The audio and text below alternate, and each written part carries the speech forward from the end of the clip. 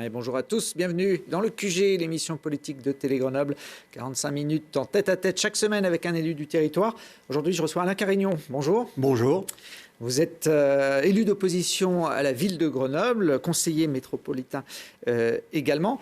Ça fait cette année 40 ans, pile poil, que vous avez démarré votre vie politique en tant qu'élu, en tout cas, puisque vous aviez été maire de Grenoble en 1983. Est-ce que vous vous souvenez du jour de votre élection ? Oui, bien sûr.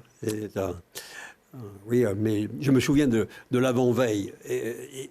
Hubert Dubenoux m'avait accueilli à la mairie le vendredi avant le premier tour, parce qu'un journaliste voulait qu'on fasse une photo tous les deux.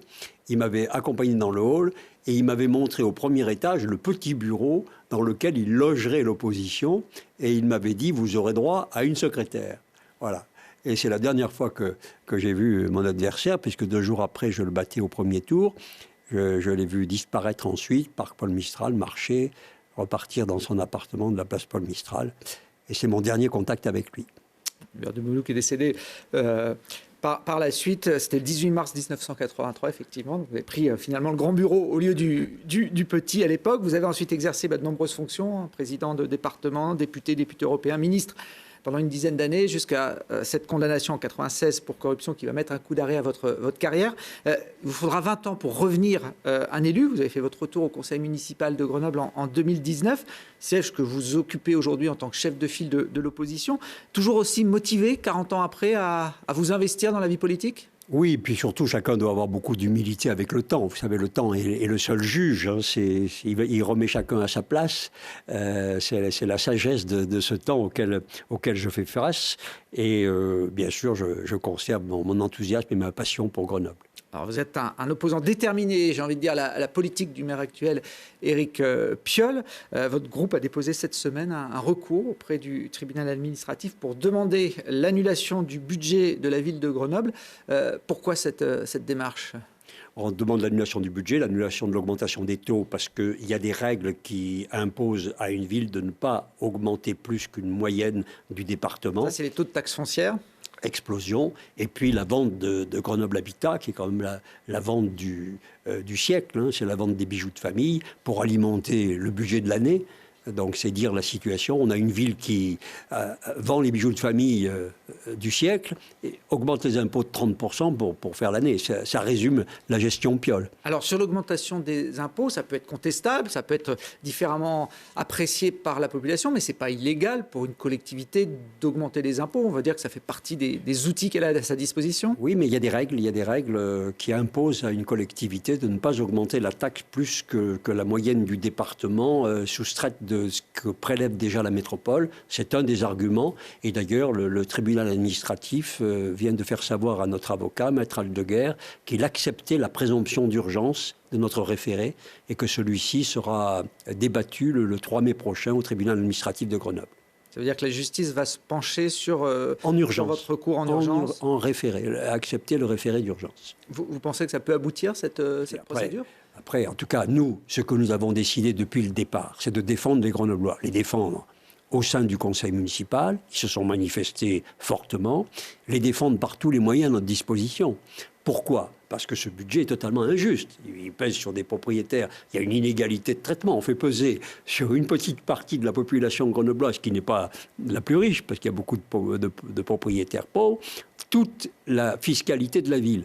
Mais si c'était suffisant, on pourrait presque s'en accommoder, mais en plus, on vend les bijoux de famille pour boucler le budget de l'année, et tout ça pour ne rien changer aux dépenses de fonctionnement. Grenoble va dans le mur, dans 3 ans, il faudra recommencer. Donc nous disons à Éric Piolle, parce que nous sommes positifs, nous lui disons, prenez des mesures, nous lui faisons des propositions, vendez tel et tel locaux que vous avez acheté pour rien, le siège du Crédit Agricole, la chambre de commerce, vous faites des dépenses inconsidérées, nous faisons des propositions, parce que vous voyez, dans la vie publique, on peut être en désaccord. Évidemment, l'opposition est là pour s'opposer, mais aussi elle est là pour proposer. On est tous attachés à notre ville.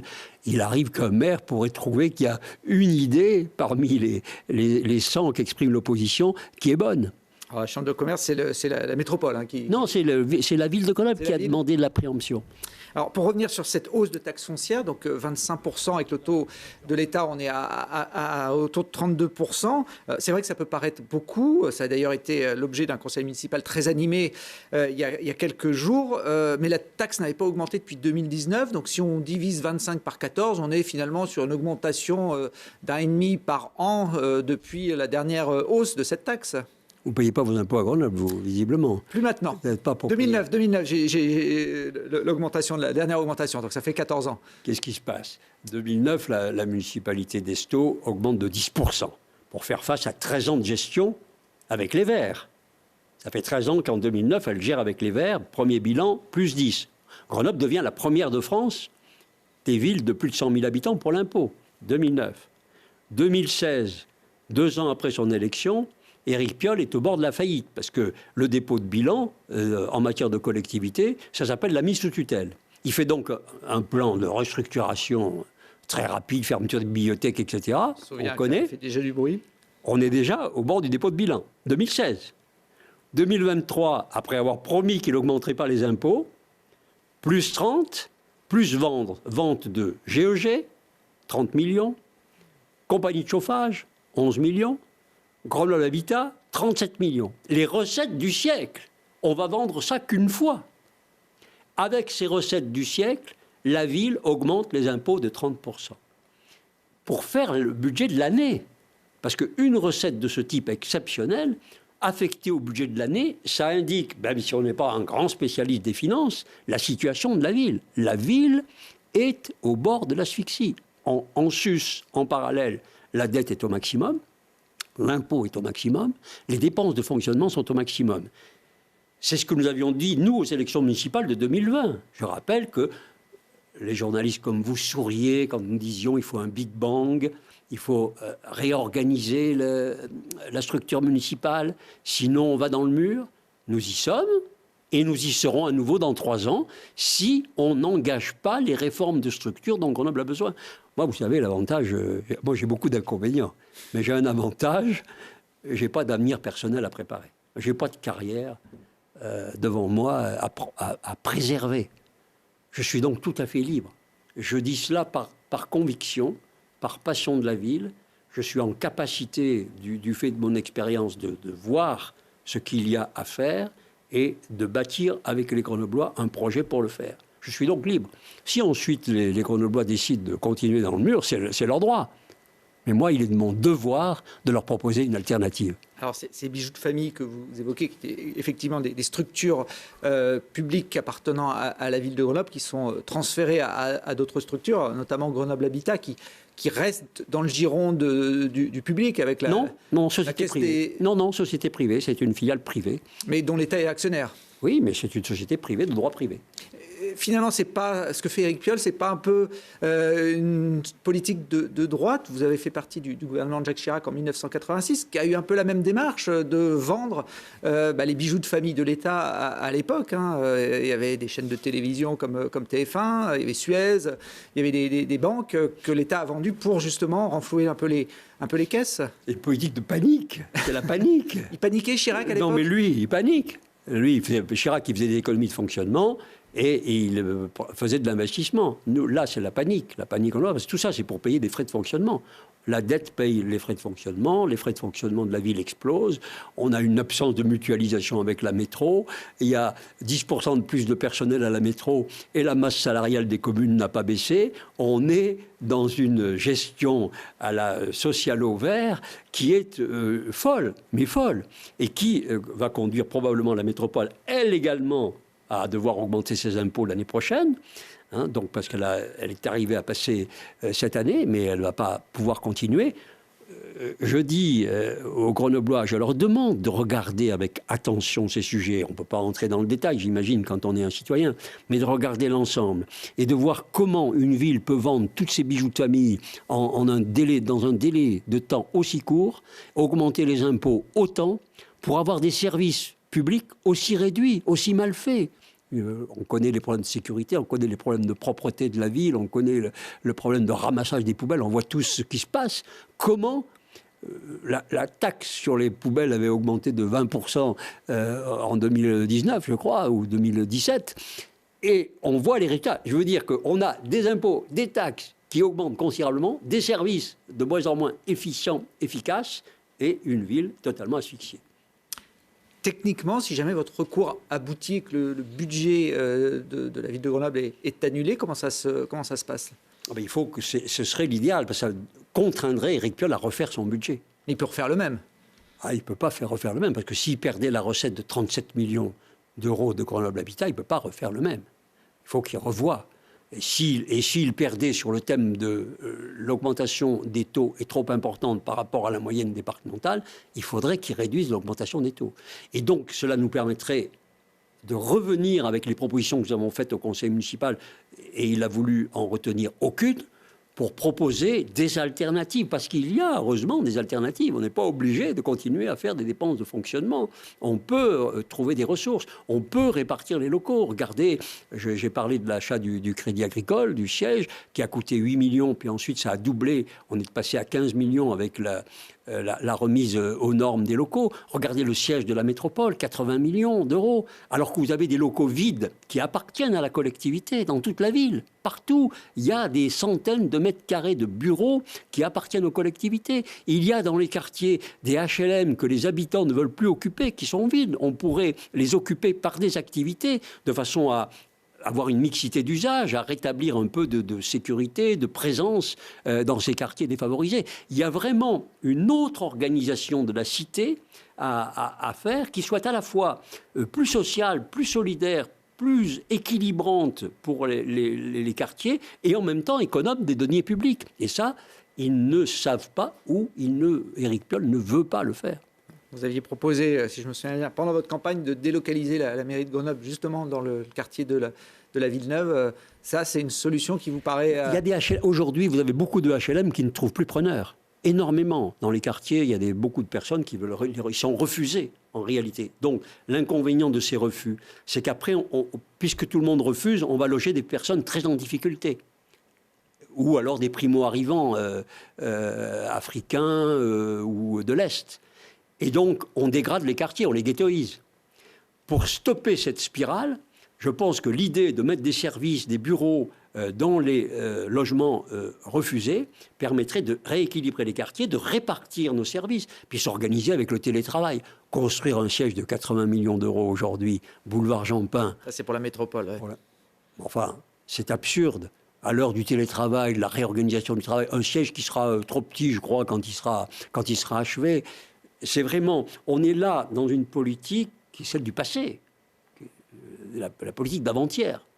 Alors vous n'êtes pas le seul des groupes d'opposition municipale à contester fortement cette hausse des impôts notamment, et puis cette vente de Grenoble Habitat, qui est, je vous rappelle, l'opérateur pour construire du logement social sur l'agglomération. Les groupes de gauche aussi ont posé des recours. Vous n'êtes pas concertés entre vous pour qu'il y ait finalement un recours commun de l'ensemble de l'opposition municipale? Non, tant mieux. Il y a une contestation. Le groupe ne s'attaque pas au budget, le groupe de gauche s'attaque à la vente de Grenoble Habitat, lui. Voilà, qu'à Grenoble Habitat, parce que Grenoble Habitat, c'est quand même un modèle très original. Hein. C'est un modèle qui faisait du privé et du public. Et le privé finançait le public. Donc c'était vraiment un modèle d'économie mixte un peu particulier qui était grenoblois, qui donnait quand même un outil. Mais la ville a perdu cette compétence du logement, donc on peut trouver cohérent qu'elle se débarrasse de cet outil. Non, mais on se débarrasse qu'elle pas. Le vende. On ne se débarrasse pas du logement. On en parle sans cesse, on ne s'en débarrasse pas. C'est vraiment un sujet grenoblois, ça nous concerne. Donc on ne se débarrasse pas de ça, non.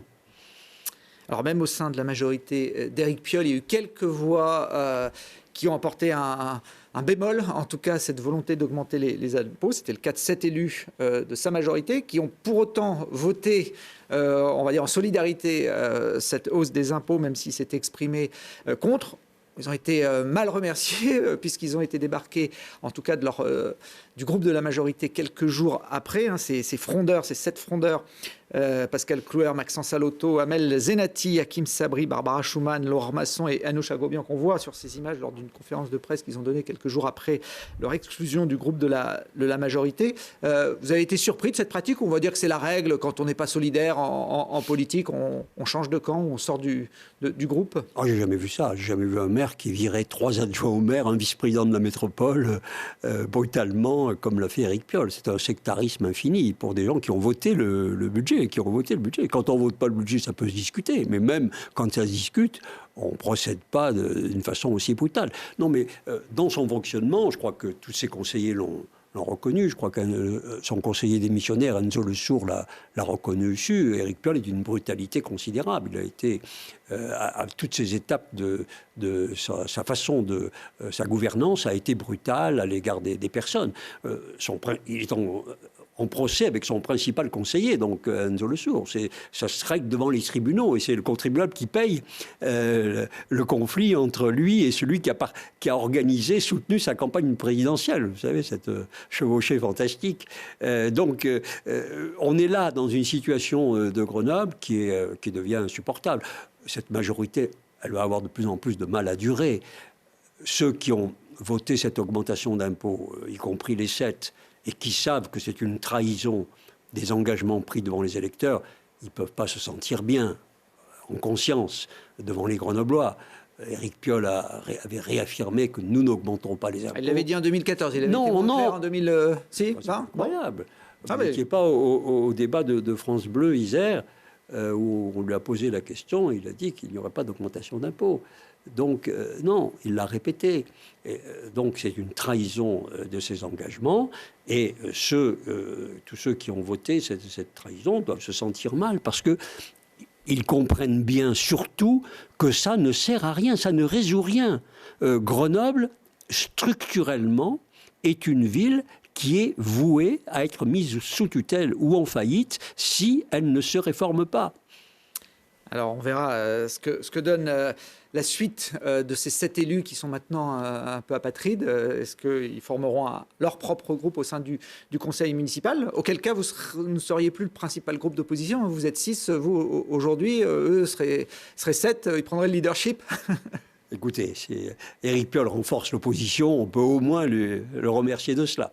Bon, il avait 46 élus sur 59 en 2020 dans le conseil municipal. Aujourd'hui, donc il n'y en a plus que 37, puisqu'il y a eu quelques départs également. Non, il n'y a pas quelques départs. Il y a déjà eu 2 démissions de personnes mécontentes de sa majorité et qui appartenaient à sa majorité. Ouais, il a désormais la majorité la plus faible qu'un maire n'ait jamais eue à Grenoble, et je rappelle qu'il a été élu par l'abstention la plus forte qu'un maire n'ait jamais eue. Donc il est dans une situation de légalité incontestable, mais de légitimité politique qui peut se discuter. Bon, 37, la majorité à 30, donc il y a encore un petit peu de marge, mais effectivement, l'écart s'amenuise. Pour rester sur les dernières décisions de la mairie que vous avez contestées, une de vos élus, Nathalie Béranger, a réagi cette semaine au nom de LR à la campagne de communication de la ville de Grenoble pour dénoncer des discriminations dont sont victimes certaines parties de la population dans le domaine de l'emploi et du logement. On voit ces affiches qu'on fleurit sur les totems de la ville. Elle a qualifié cette campagne de dérapage. Vous êtes d'accord avec elle ? Là, on retrouve toujours le wokisme, tous les excès d'Éric Piolle. Il veut communautariser la ville, il veut compartimenter les populations, il veut utiliser et appuyer l'islam politique pour des raisons de réservoir électoral. Il veut diviser la ville sans cesse. Il cherche les moyens de la diviser. Pourquoi ? Parce qu'il n'y a plus de citoyens pour lui. Il n'y a plus que des personnes qui sont des communautés, qui appartiennent à une communauté religieuse, à une communauté sexuelle, etc. C'est la subdivision à l'infini. Il transforme le citoyen en consommateur et il s'adresse à ce consommateur chaque fois sans tenir compte du collectif, du bien commun et de ce qui devrait nous rassembler. Le maire, il devrait hisser la ville, la tirer vers ce qui la rassemble, et lui, il fait tout pour la diviser. On l'a vu avec le Burkini, où il a été condamné par le Conseil d'État, donc il a manqué à ses devoirs. À chaque étape, il manque à ses devoirs. Bon, parmi les photos illustrant cette campagne, il y avait surtout cette photo-là d'une femme musulmane voilée qui dit qu'elle a 2 fois moins de chances d'obtenir un entretien d'embauche. C'est un peu cette photo qui a déclenché la polémique. Mais sur le fond, dénoncer ces discriminations, le fait que les Grenoblois n'ont pas tous la même chance et le même accès à l'emploi, sur cette volonté-là, vous êtes en phase quand même avec Éric Piolle? Il ne s'agit pas de cette volonté-là. Pour lui, on comprend bien à qui il s'adresse quand il fait ce type de campagne. C'est toujours des clins d'œil appuyés, grossiers, pour essayer de séduire des communautés, parce qu'il entend que la ville, ce ne soit pas un ensemble, ce ne soit pas une collectivité, ce soit des communautés compartimentées auxquelles il s'adresse dans une ambiance et dans un climat, dans une culture de consommateur. Et ce consommateur, il veut le satisfaire en satisfaisant ses revendications de consommateur pour ainsi faire des suffrages. Ce qui était extrêmement dangereux. Les signes qu'il a voulu donner à l'islam politique avec le Burkini démontrent qu'il a, sur ces sujets-là, il a dérapé. Vous êtes très critique avec Éric Piolle sur beaucoup de sujets. Il est en place depuis 2014. Est-ce qu'il y a quand même une réalisation du maire de Grenoble qui trouve grâce à vos yeux, Alain Carignan? Ah oui, moi j'avais fait le jardin, le petit jardin du square Genin près de la gare. Et en fait, je trouvais qu'il était mal fait. La partie espace vert était étroite et il l'a redessiné. J'ai trouvé que c'était très bien fait. Bon, ça reste anecdotique comme réalisation. Est-ce que le centre-ville apaisé, sur lequel la ville a longtemps communiqué et qu'elle a mis en place, en augmentant notamment les zones piétonnes, en réduisant la circulation automobile, alors ça a sûrement des conséquences en dehors de l'agglomération, mais quand on se balade aujourd'hui dans le centre-ville de Grenoble, c'est plutôt agréable, il n'y a pas de bruit, il y a moins de circulation. Ah bon, vous ne voyez pas la sécurité, vous ne voyez pas la malpropreté? Dans la journée, quand on se balade, ça vous échappe. Les nouvelles rues piétonnes. Ça vous échappe. Non, j'en ai conscience aussi. On n'a pas donc le même regard que les Grenoblois, et que tous ceux qui désertent le centre-ville et qui ne veulent plus y revenir de l'extérieur, soit parce qu'ils ne peuvent pas y accéder par les difficultés que vous effacez, soit quand ils voient l'espace public dégradé et n'ont pas envie de flâner dans les rues. C'est vrai pour l'attractivité, c'est-à-dire pour ceux qui viennent de l'extérieur, mais c'est surtout vrai, me semble-t-il, pour les plus démunis, pour les captifs de la ville. Pour moi, l'espace public, il devrait être les captifs de la ville, ceux qui, pas comme vous ou moi, qui peuvent peut-être s'en échapper, mais les captifs, pour eux, l'espace public, c'est capital. Un espace public propre, un espace public sécurisé, valorisé, c'est leur seul bien. Et ce bien-là, aujourd'hui, n'existe pas. Nonobstant toutes les questions de cohabitation des déplacements entre trottinettes, vélos, etc., l'absence de sécurisation du piéton, Éric Piolle refuse obstinément de faire un plan piéton que nous lui proposons. Et pourtant, le piéton, c'est 42% des déplacements dans la ville. Je rappelle que le vélo, c'est 7% de déplacements dans l'agglomération. Le piéton, c'est 41-42% de déplacements. Et celui-là, il est totalement ignoré. Alors que si on aménageait la signalétique, si on sécurisait, on pourrait peut-être atteindre un déplacement sur 2 par le piéton. Et comme ce n'est pas à la mode, et comme la plupart des journalistes et des décideurs sont en vélo, on ne s'occupe que d'un mode de déplacement évidemment respectable, alors que le principal mode de déplacement est oublié. Puisqu'on parle de trottinettes, la ville de Paris a annoncé là, ces derniers jours qu'elle allait arrêter le système de trottinettes en libre service. Est-ce que c'est un moyen de déplacement qui, selon vous, pose problème sur une ville comme Grenoble ? Oui, bien sûr, mais il faut organiser la cohabitation. Ça signifie vraiment qu'il faut que chaque mode de déplacement soit à sa place. Vélo et trottinette ensemble, et piétons protégés, en particulier dans les zones piétonnes et sur les trottoirs. Alors, ce vendredi, justement, puisqu'on parle de déplacement, le Conseil métropolitain se penchait sur la mise en application de la ZFE à partir du 1er juillet. C'est une interdiction de circulation pour les véhicules les plus polluants, très relative, car il y a pas mal de dérogations. On voit les images de ce vendredi matin du début du Conseil métropolitain. Vous êtes favorable à cette mesure qui va permettre de lutter contre la pollution atmosphérique ? Nous demandons son report à 3 ans, le report de son application. Éric Piolle est jusqu'au boutiste. Christophe Ferrari ne peut pas choisir. Et donc, il met en place une usine à gaz il faudra un livre de 20 pages quand vous monterez dans votre voiture pour savoir si où vous avez le droit d'aller. Par rapport aux dérogations. Quand vous aurez le droit d'y aller, pourquoi vous avez le droit d'y aller, c'est évidemment illisible et inapplicable. Et ensuite, le message global, il est incompréhensible pour le citoyen. On comprend qu'on ne comprendra jamais à quoi on a droit. Et tout ça est appuyé. La pollution dans notre métropole est devenue en dessous des normes imposées par l'Union européenne. On est sur une trajectoire qui est très bonne, depuis d'ailleurs toujours. Je rappelle qu'il y a 50 ans, 3 ou 4 000 personnes mouraient à Londres en une semaine de la pollution. Puis, dans les années 90, il y avait 1 million de personnes qui avaient une espérance de vie réduite du fait de la pollution. Puis, en 2030, on sera encore diminué de 75%. La réduction de l'espérance de vie de quelques mois des personnes, c'est cela dont on parle. S'agissant des véhicules individuels, ils représentent 15% de la pollution dangereuse pour la santé. 15%. Ça veut dire que tout le reste, ce n'est pas le déplacement. La ZFE, du 1er juillet, c'est 2% de ces 15%. Je regrette. On me dit toujours qu'il ne faut pas donner de chiffres dans une émission parce que... Et là, j'essaye de faire la conversion. 2% de 15% pour savoir combien ça... Tout le monde parce qu'on me dit, tout le monde décroche. Vous savez, il faut parler à l'émotion. Il faut pas être... Ça fait 0,3% des sources de pollution qui seront, entre guillemets, réglées par la ZFE du 1er juillet. Et vous vous rendez compte chiffres. Donc, vous rendez compte cette usine à gaz. Pourquoi? Après, le nombre de véhicules polluants va augmenter d'année en année, de 6 mois en 6 mois. Pourquoi?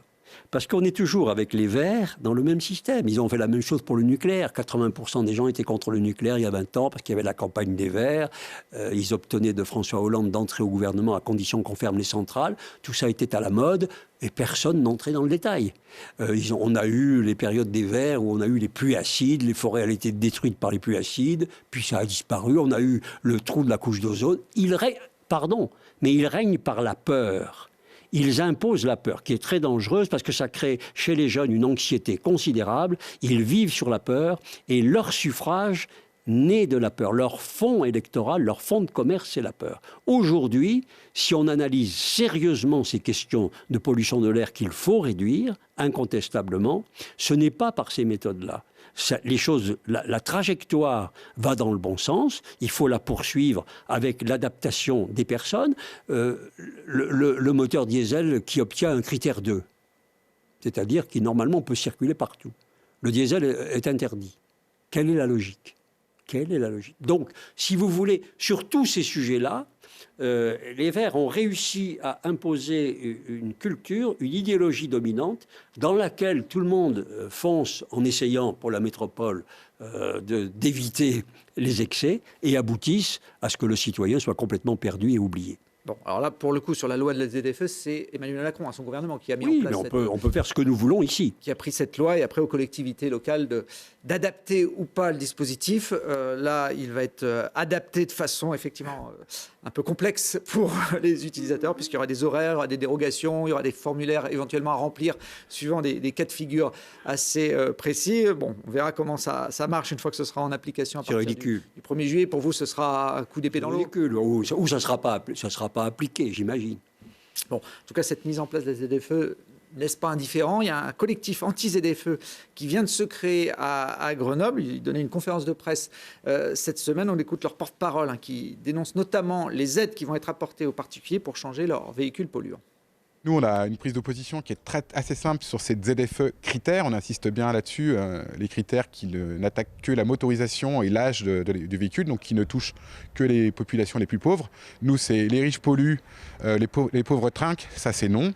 Jeter un véhicule qui fonctionne encore, c'est non. Surtout pour aller en produire un autre dans les pays du Sud à un grand coût de pollution. Et financer l'industrie automobile à outrance, c'est non, parce que là, c'est quelques centaines de milliards.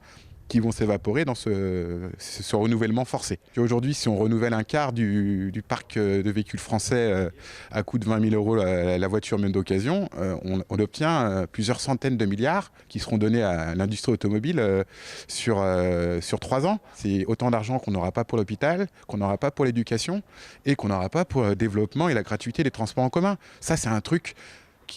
Il y a des choses qui... Mettre en place un RER, aujourd'hui, ça prend un certain temps. La gratuité sur les transports en commun existants et commencer à penser au développement et à le financer, c'est une question qui est à mettre à l'ordre du jour aujourd'hui. Alors, ce qui est étonnant, c'est qu'on a une métropole aujourd'hui qui a fait la propagande, déjà, pour commencer de ce dispositif, qui aujourd'hui est en train d'en assurer la technocratie. Quand on voit le nombre de dérogations, l'usine à gaz qui est derrière, l'informatique qu'il va falloir et la vidéosurveillance qui est programmée pour faire ce genre de choses, c'est pas du tout le monde dont on a envie pour demain, quoi. Bon, voilà, il y a quelques points que vous partagez par rapport à la gratuité des transports en commun qui est présentée comme une solution. Remarque sur le fait que c'est les plus pauvres qui sont les victimes, c'est une évidence. D'ailleurs, l'Automobile Club, elle demande qu'il y ait un référendum, et c'était une très bonne chose que sur un tel sujet, on consulte les citoyens. Est-ce que la gratuité des le transfert à l'impôt des transports en commun, oui, c'est ça. C'est de savoir transfert à l'impôt. Oui.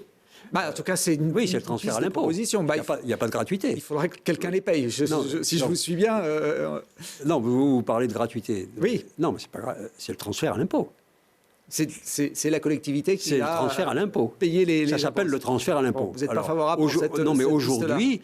pour le coup, les plus riches payent plus d'impôts que les plus pauvres. Et finalement, aujourd'hui, la métropole répond que en l'état, c'est exclu.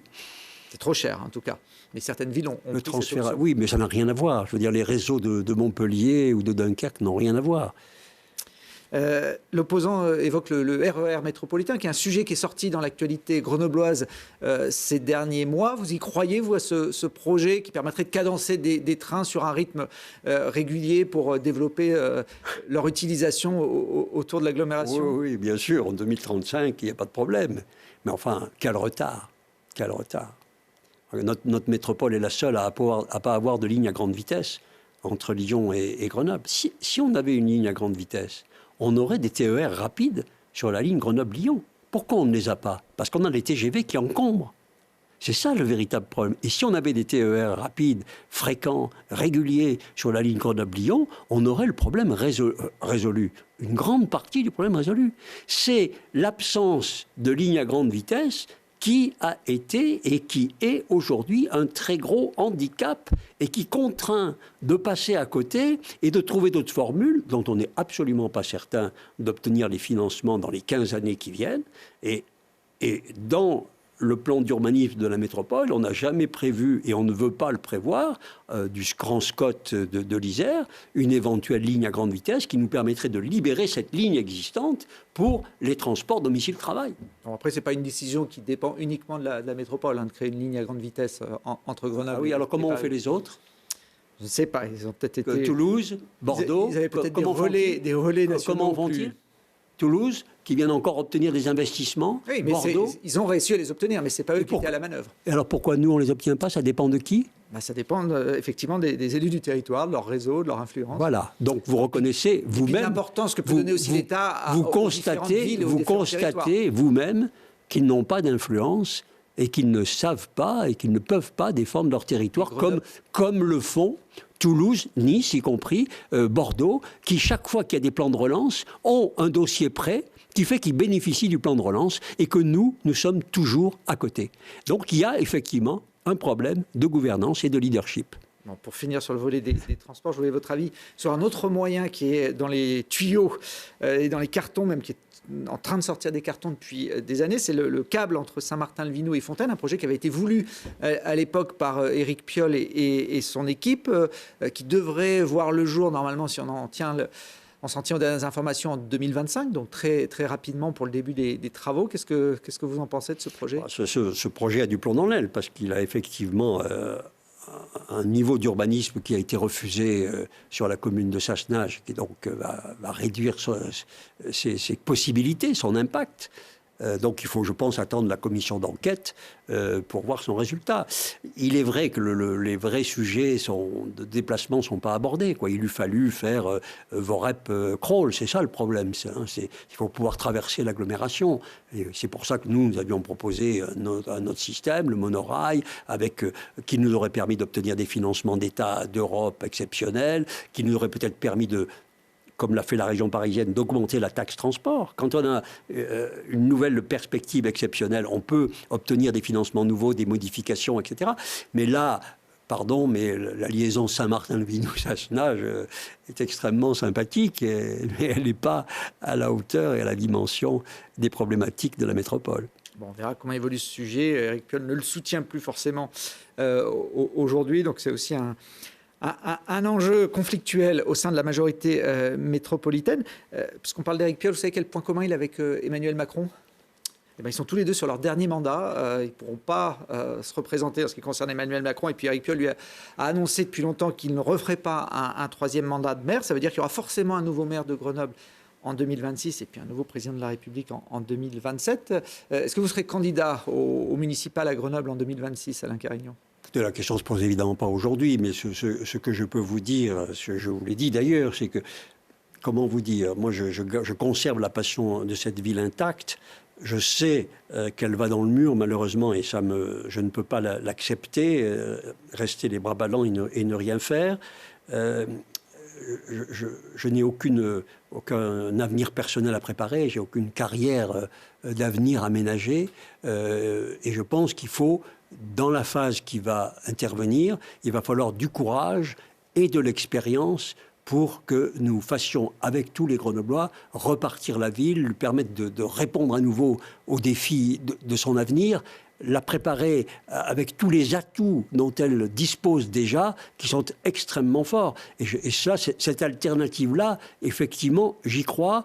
Je la prépare avec toutes celles et tous ceux qui veulent s'y associer. Ensuite, nous verrons. Vous savez, je suis très, très, très libre à cet égard. Hein. À chaque âge, il faut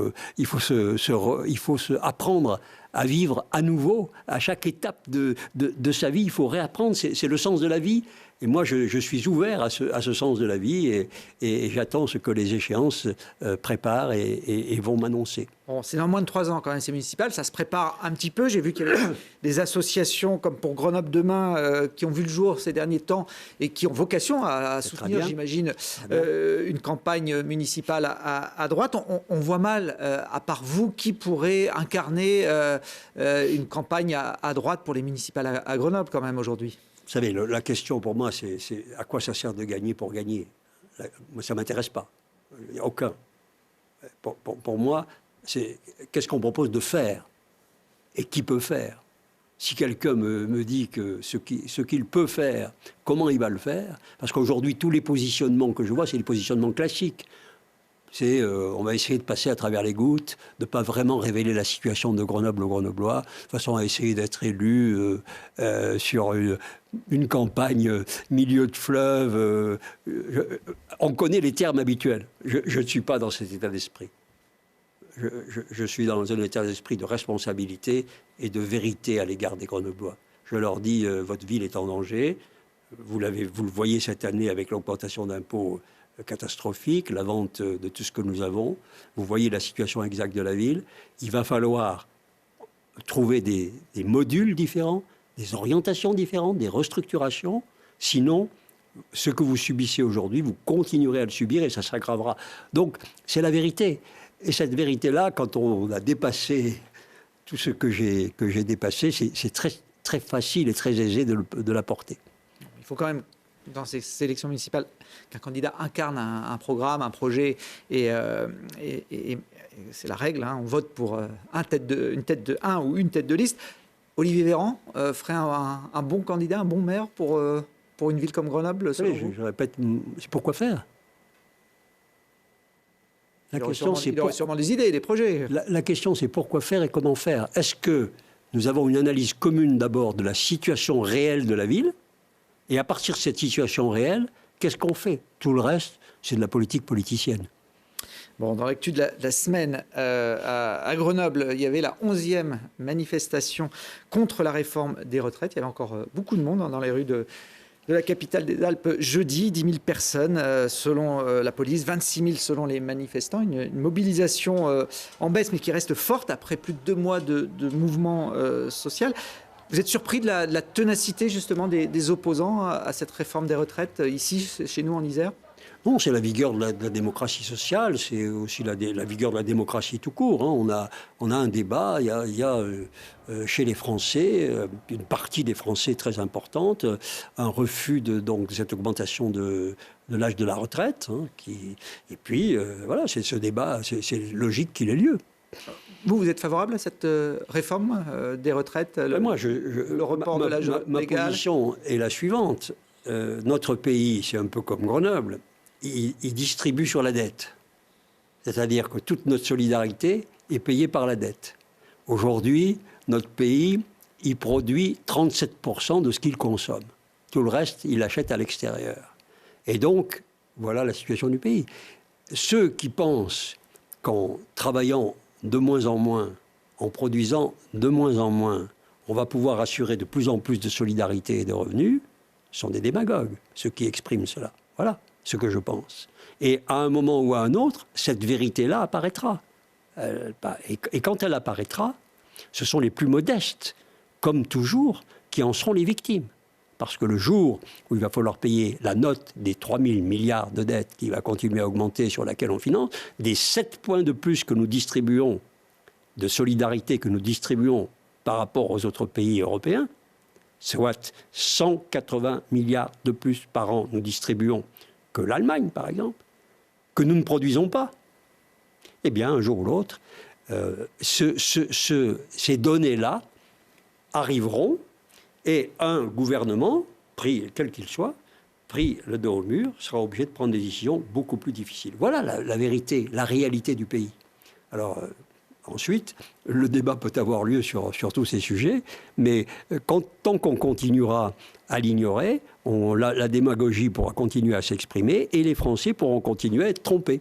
Donc, vous estimez que le gouvernement fait bien de ne pas céder et de rester sur cette réforme qu'ils ont... Moi, je ne juge pas de la méthode du gouvernement. Moi, j'estime qu'aujourd'hui, la démagogie ambiante ne fait pas valoir la réalité de la situation du pays. On fait croire aux Français qu'ils vont continuer à travailler moins et qu'ils vont continuer à avoir une solidarité qui est parmi les plus élevées du monde. Et que cette solidarité va continuer à accueillir aussi les personnes venues de l'étranger, quelles qu'elles soient, sans aucune limite. Je peux vous dire que ces 3 éléments, la solidarité la plus élevée, le travail le moins possible et l'accueil de tout le monde sur cette solidarité du travail, c'est un système qui est voué à exploser. Alors, il y a une tradition dans cette émission, Alain Carignon, c'est que l'invité de la semaine précédente pose une question à l'invité du jour. La semaine dernière, on recevait Marie-Noëlle Battistel, un député socialiste de l'Isère, et c'est justement sur cette thématique des retraites et de la contestation sociale qu'elle a choisi de vous poser une question. On l'écoute. Monsieur Carignon, bonjour. Puisque nous avons évoqué... pendant une large partie de cette émission, la question de la réforme des retraites, et c'est quand même un sujet d'actualité qui occupe à la fois les médias, mais aussi les débats parlementaires. J'aurais envie de vous poser la question, en tant qu'ancien ministre, en tant qu'ancien parlementaire, si vous aviez été aujourd'hui au Parlement, donc dans le groupe LR qui s'est partagé sur le vote de la motion de censure, qu'auriez-vous fait ? Alors, qu'auriez-vous fait si vous aviez été député ? Vous l'avez été à votre époque. Merci à Mme Battistel de sa question. Pour ma part, la coalition des non du Rassemblement national à la NUPES, ça n'est pas une alternative. Donc je n'aurais pas voté la censure, parce que moi je suis plutôt pour les coalitions du oui. C'est-à-dire qu'est-ce qu'on fait ? Et il faut reconnaître que ces partis entre eux ne feraient évidemment pas, je l'imagine, tout à fait la même chose. Donc le non ne suffit pas, il faut un oui. Vous avez compris la position d'un tiers des députés LR qui, eux, ont voté pour cette...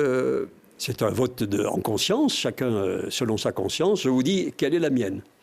Bon, comment vous expliquez le silence de Laurent Wauquiez sur ce sujet des retraites, qui est important pour l'avenir du pays ? Il a été presque désigné comme le futur candidat des LR à la présidentielle, avec l'élection d'Éric Ciotti à la tête du parti. On va dire que ça faisait partie du du package, on aurait pu s'attendre à ce qu'il se positionne clairement sur un sujet d'actualité aussi important. Laurent Wauquiez a décidé deux choses. Il a décidé de s'occuper de la région dont il est le président, et il a décidé de partir à l'écoute des Français, de réfléchir, de rencontrer, de voir hors de tout circuit médiatique le maximum de ses concitoyens de toutes catégories pour bâtir cette alternative pour le pays qu'il entend et qu'il peut, de mon point de vue, incarner, et la préparer de façon sereine. Il ne va pas suivre l'actualité en permanence, se positionner sur l'actualité en permanence. Le débat des retraites va peut-être arriver à sa fin, suivant la décision du Conseil constitutionnel, dans un sens ou dans un autre. Il y aura d'autres débats. Moi, je suis, rassuré qu'il y ait un homme de cette dimension et de cette qualité qui se prépare en toute sérénité, à distance de l'actualité, pour proposer une alternative dont le pays a bien besoin. Vous ne pensez pas qu'il a peur d'afficher son soutien sur une réforme aussi impopulaire ? Non, je ne pense pas. Je pense qu'il ne veut pas suivre l'actualité au jour le jour. Je crois que c'est très bien. Bon, s'il écoute les Français, peut-être qu'il évoluera sur cette question, parce qu'ils sont quand même une grande majorité à être opposés à la réforme. Une chose est sûre au sein des LR, c'est qu'Éric Ciotti connaît des débuts difficiles à la tête du parti. Il a du mal à garder l'unité. On l'a vu là, notamment sur cette séquence des retraites et de la motion de censure. Il avait été élu en décembre dernier par les adhérents. Vous avez voté pour lui, Alain Carignon ? Oui, il y avait une sorte de consensus. Et donc, il y avait 3 candidats. Oui, mais ce que je veux dire, c'est que sa tâche est très difficile. Pour l'instant, il anime le mouvement politique.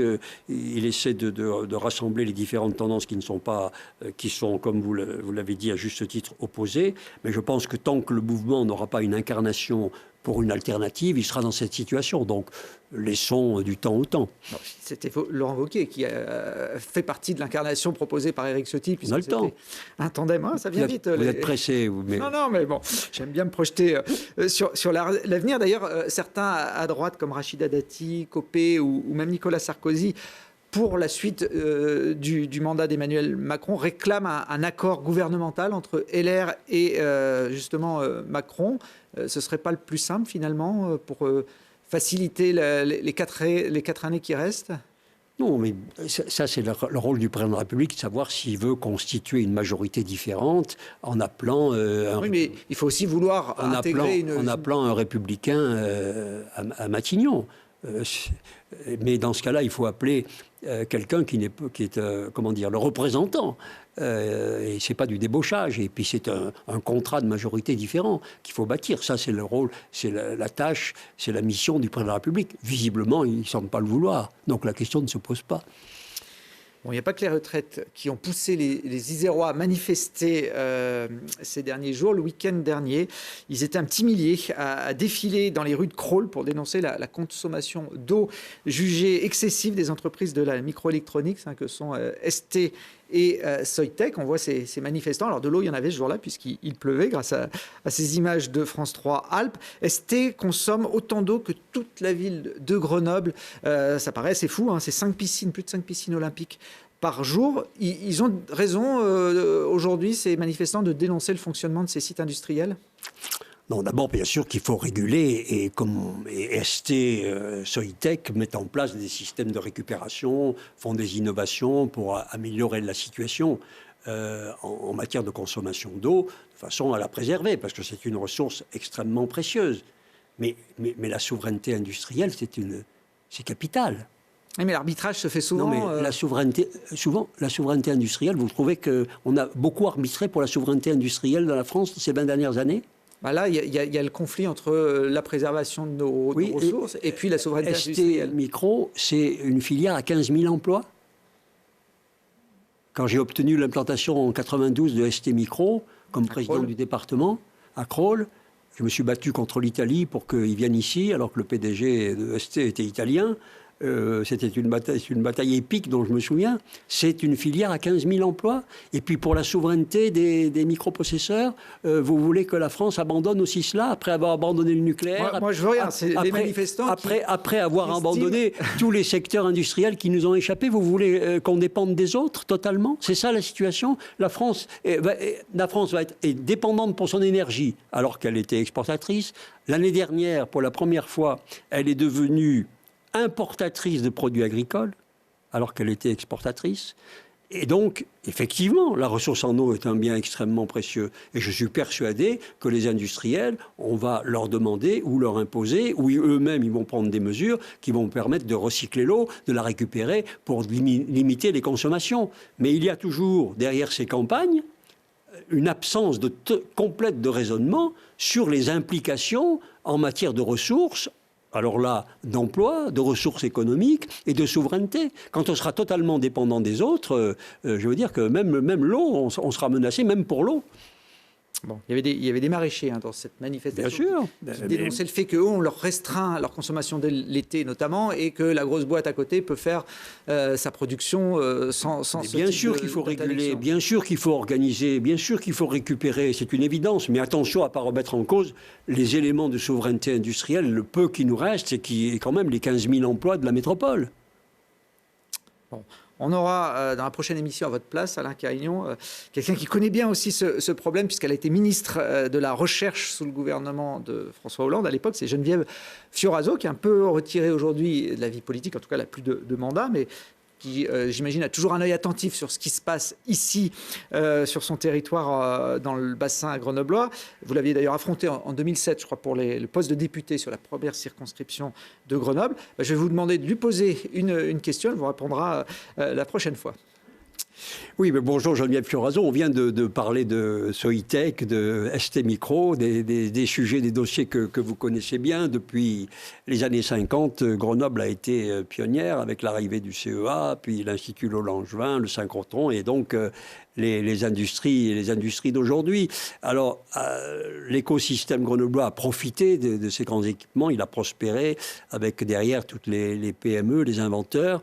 Et ce que j'aimerais savoir, c'est votre analyse justement aujourd'hui par rapport à cette histoire et à cet avenir. Comment vous jugez la politique, en particulier municipale, sur ces dossiers? Est-ce qu'elle continue à préparer l'avenir, ou bien est-ce qu'elle est un handicap pour ces atouts grenoblois?